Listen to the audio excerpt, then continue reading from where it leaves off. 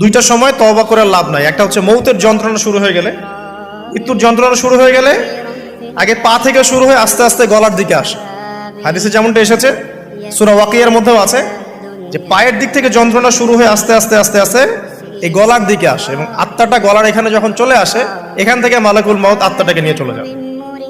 এবং চোখ দিয়ে তাকিয়ে থাকে মানুষ, রুহটা চলে গেলে মানুষ চোখ দিয়ে তাকিয়ে থাকে। দেখবেন এই কারণে মৃত ব্যক্তি তাকিয়ে থাকে, চোখ খোলা থাকে।